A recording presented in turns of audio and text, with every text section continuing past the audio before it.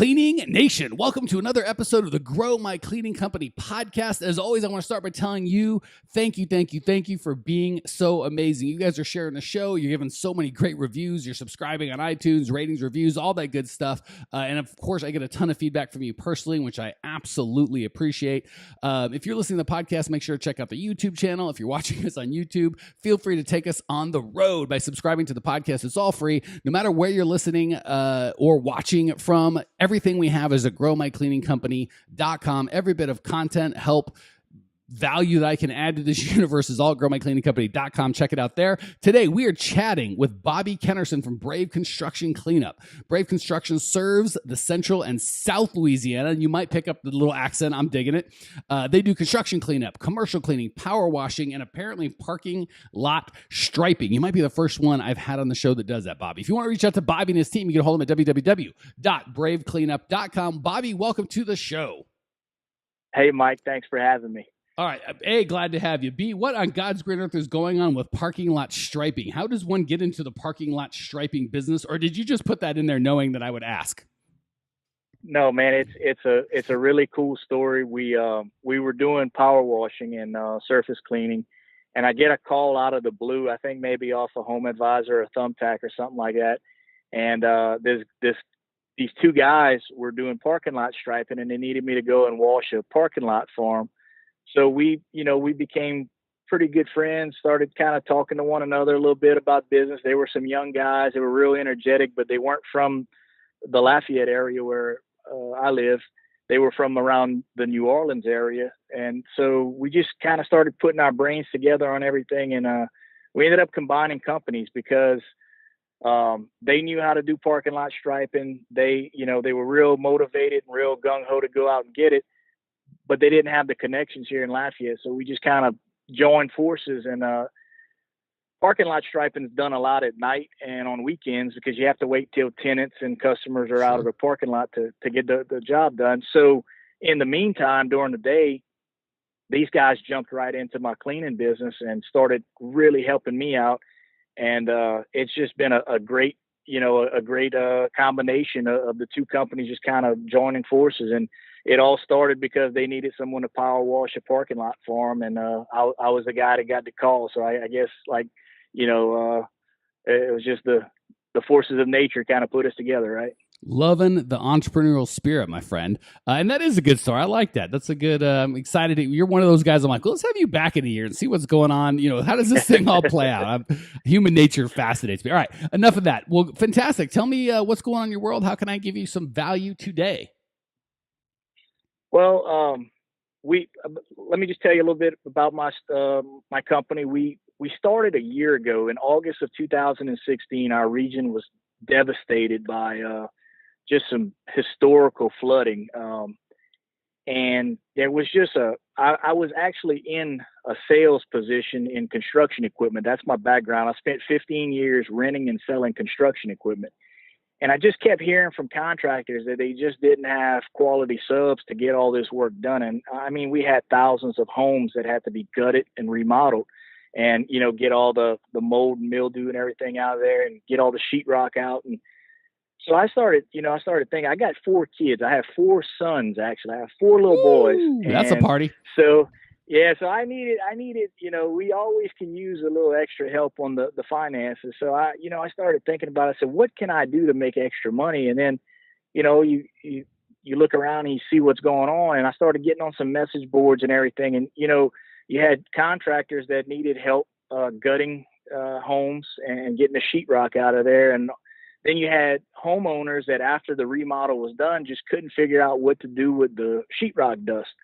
So I just, I love YouTube and I love, Google, man. And I just started researching and it hit me. I said, man, I need to start doing some of this construction cleanup, and so I started nights and weekends, and I was still working my full-time job until this past May. So I went like 9 months or whatever, working just nights and weekends. Real quick, we're recording this October of 2017. So for everyone listening in the future, that'll help with the timeline. Go ahead, Bobby.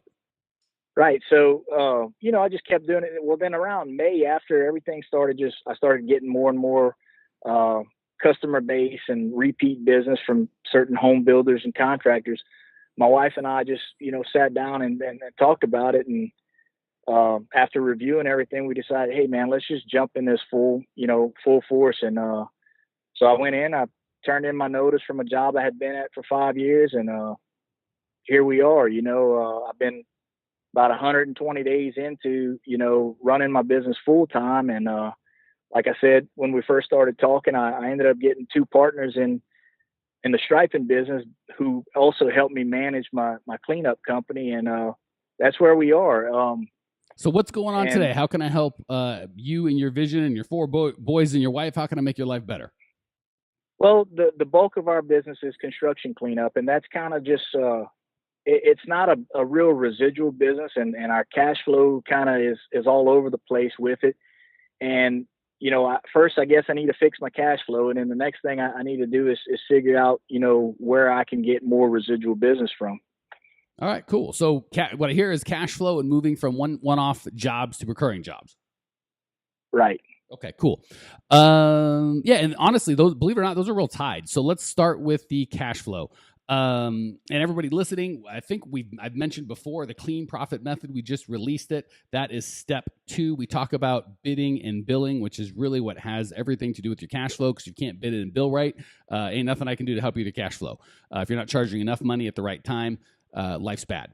That said, I do like, especially if you're going to be a fast growth company, it sounds like where you're at, you are fast growth. The only way to do that is to have deep pockets or access to deep pockets in some sort of, outside funding, which I'm not a big fan of, or to set your business up in a cash positive manner. I had a construction company where you get draws, right? You do a bunch of work, you get draws as you went, and you had to pay a bunch of payroll today, and then you bill tomorrow, and then they look at the bill a month from then, they pay a month from that, but they only pay 80% because they hold back retention. It's a whole mess, and we spent a lot of time juggling money.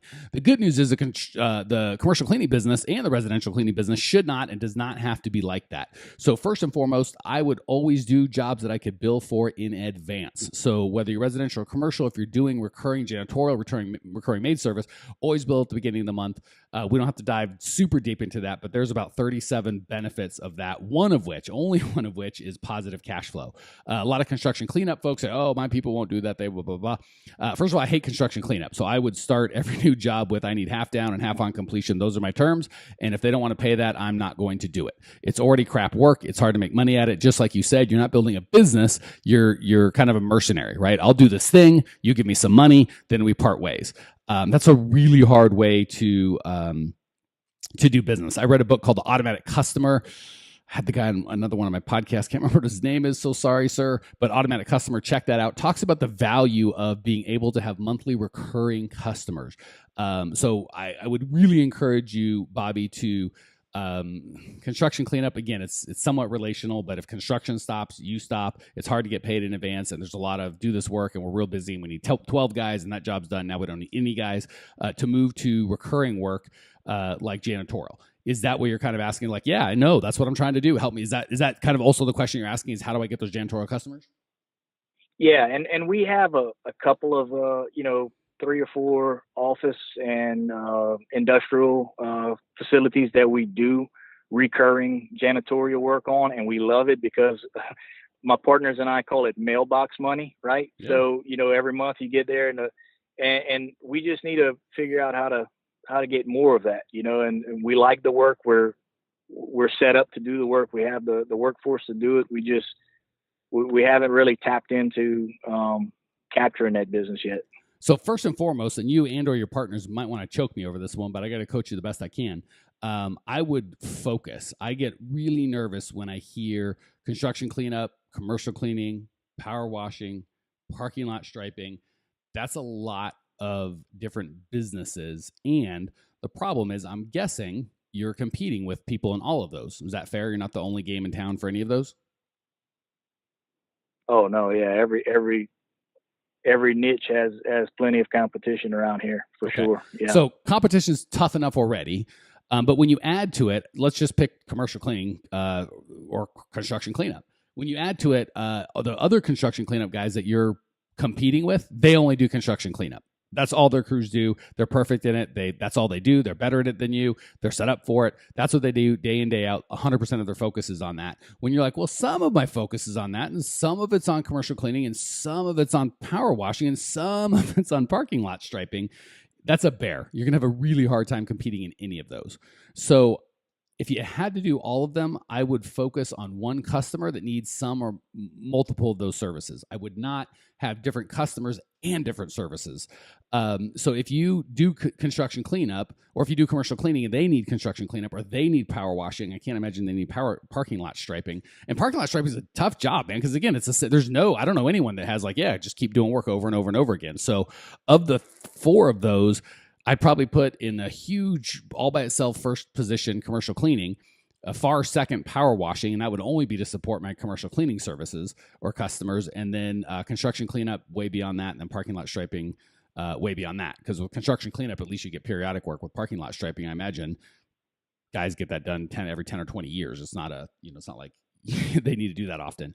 So the first answer is you got to focus, right? If you're like, hey, well, we do this and we take on all comers, and you want me to detail your car or wash your kid or do power, whatever you need, we'll do it. That's a bear, because then you have no message to everybody. So I'd get really, really specific, even within commercial cleaning, and say, hey, we are the best in the world at facilities management for banks or warehouses or industrial spaces or whatever, but get very, very specific and be the best in the world at that. I give the example often is my coaching. If you go to an owner of a construction company and say, hey, have you heard of Mike Campion? He's the best. I can give you about a 99.9999% guarantee the guy's going to go, who, what, why, I don't care. The guy sounds like an idiot. Probably right, by the way. But if you go to someone that owns a cleaning company, you got a 50-50 chance that guy's going to go, I've heard of that guy. He's okay. Good, bad, or indifferent. I've at least heard of him. The difference is I can make and I've only been in this space for, 3 years now. So the difference is I can focus and say, I'm going to be the best in the world that helps coach owners of cleaning companies. So same with you. Obviously you're kind of containing your efforts to parts of Louisiana, but even then parts of Louisiana, it's very hard to get known if you're like, we're this guy and that guy and the other guy. But if you're like, we are the best in the world at, I'm just going to use banks because I feel like it today. At cleaning banks, you could within a year have every single bank in your trading area go, oh yeah, I know those guys. Brake cleaning, they're the best. Love them. But if you're trying to do all of them, construction cleanup, striping, power washing, it's going to be a bear to do that. So the first step in figuring out, you're like, well, how do I get these customers? First, you got to figure out who you're looking for. Second, you got to focus 100% of your time and effort on them. Third, make a list, for crying out loud, right? If you've got again, I'm just making up banks, pick anything you like, but there's probably less than 500 banks in your trading area. Is that a fair estimation? Yeah, I would say so. Okay. So say you get a list of all 337 banks, again, making that up. You could know those people by name. You could know who the decision maker is, how many square feet they are, if they've got a cleaning company, how many days a week that what they use, what their big pain is. Within a year or two, you could have all of that information, and you could make sure every single one of them knows you by name. Now, if you say, hold on, construction cleanup, disaster restoration, parking lot striping, that could be a million different people with a million different things. There's no way in the next 10 years, without tens of millions of dollars, you're going to be able to get to where every single one of those prospects know your name. Fair? Right. So not fun, right? The fun thing is we're going to rule the world, and we're going to do 17 businesses all at once, and we're going to be amazing. Super fun to do, not profitable at all. The boring but extremely profitable is we are going to be the car dealership guys. And by golly, if you're a car dealership or bank or childcare, fill in the blank, you are going to know our name and you are going to like us. And now the same thing that's working against you, when you go to construction cleanup bid and they see your website says, we do construction cleanup and commercial cleaning and power washing and we babysit if you have enough money, you're competing with a guy that says, all I do is construction cleanup. I live it, I breathe it, I sleep it. That's all we do. That's all our employees do. We know everything about it. We've forgotten more about construction cleaning up than anybody else. That's kicking you in the nuts right now. You're at a very competitive disadvantage, and the only way you can overcome that is price. Now, if you decide I'm just going to do banks or car dealerships or whatever the case may be, it reverses, right? If you're, happybankerfacilitymanagement.com how am I supposed to compete with you when I'm Mike's Cleaning, right? Now the same thing is working against you in that you're competing with people that are very focused and you're very diffused. Now it reverses. How can other people that when you're like, all I do is banks, right? It's very hard for business coaches to compete with me and go, oh yeah, I coach a bunch of businesses over a bunch of stuff. You should let me help you grow your cleaning company. I'm like, really? Do you have a podcast? How about a YouTube channel? I've coached hundreds, if not thousands, and I've got, I don't know, 100 success stories. What do you have in the cleaning business, mind you? And when you talk about who your customer is and what construction cleanup is, someone else is going to look and go, huh? I don't know what that is. I'm like, I know exactly what that is. So I'm very hard to compete with in the space unless I'm competing with someone else that's niche. So all that rant to say, first and foremost, bill properly, find a niche that will pay you in advance of doing the work, not afterwards. That will fix your cash flow problems. Thing two, pick a niche. A crappy niche is better than no niche, right? I can't think of a terrible niche. Restaurants. A lot of people hate restaurants because they're in the middle of the night. They're 7 days a week. They're filthy gross. They're cheap, just like everybody else. People make a ton of money in restaurants, by the way, but pick the worst. Say restaurants is a bad niche. It's not, but say it is. That niche is still better than no niche. Still better than we serve everything to everybody in any time, any place, and we're not very good at any of it. You'll crush it if you say we're the restaurant expertise, right? And we know how to make you money. We know how to reduce turnover and injuries. And we know all the things that are important to you. And the other cleaning companies, like, we have a mop. All right. Rant over. Questions, comments, rude remarks before we hit the lightning round? No, man, it's kind of the same, same discussions that we've been having as far as, construction cleanup is going to be something that we do, is because I have so many, connections with the construction industry, and we're really good at it. We've been doing it for a year, and we're getting a good reputation, and we have repeat customers because we deal with a lot of home builders, right? And that's repeat business because they'll build 50 houses, 60 houses, 100 houses a year in the same area. But we've been talking about on the commercial cleaning side, focusing on one industry. And it's funny you said restaurants, but that was the one that we were kind of thinking of because we've all kind of had experience in restaurant business before, so I really appreciate that advice. That was kind of spot on what we were already thinking. So cool. You're on the right track. And I'll give you a little encouragement at restaurants. A lot of guys and gals hate it, right? Because it's and I'll tell you why. It's 7 days a week. It's dirty. It's at 2 a.m, right? Depending on what the laws are in your state. And if they serve alcohol, some of them don't close till midnight, 2 a.m. So the hours suck. At 7 days a week, you might get a call on a Sunday at 4 a.m. Those calls suck. So restaurants are a pain in the neck. That's the bad news. The good news is they're 7 days a week. There aren't any $300 restaurant accounts. So they're all a couple grand, right? There's 7 days a week. They're filthy mess. They can't have their people. There's no way their people are going to do a good job. They have to have clean. People are not going to eat at a dirty, disgusting restaurant. So they have lots of pain. They have a specific pain. If you don't mind the headache, it's a baller industry. A lot of people, they'll call and go, hey, we don't even do restaurants. Nothing better than the guy before, if they're calling or doing a Google search or whatever, they're doing the research trying to find somebody. The two guys before them go, we don't do restaurants. And they call you and you go, all we do is restaurants. Woo! That's it. You're probably the last call that they're going to make. Like that's right. So I'm not saying it's a fun niche to pick, but by golly, if you're in the money, that's a great start. All right, enough of me yapping, man. Let's hit the lightning round. I'm going to ask you 3 quick questions. You're going to give 3 amazing answers. Question number 1, what's the best piece of advice you've ever received? And this can be personal or professional.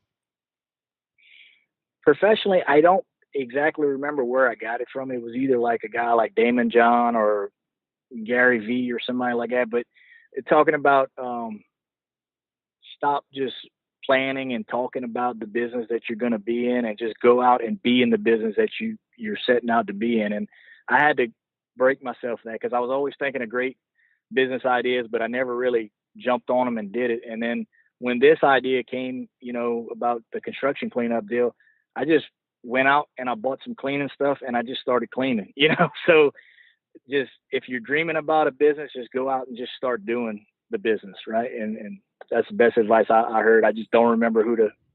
That sounds like a Gary V. He's talking about Gary Vaynerchuk, by the way, who, if you're not into, is controversial, but boy, is he a bright guy.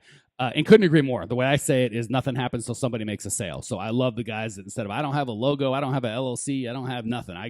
Somebody said they give me $500 to clean this thing, and damn it, I took their money and got going. That's what I like. Yeah. Not that you want to stay in that position, but it's fine to start there. All right, question number 2. What's the biggest mistake you've made in the cleaning business, so maybe we can learn from it and save ourselves some headache?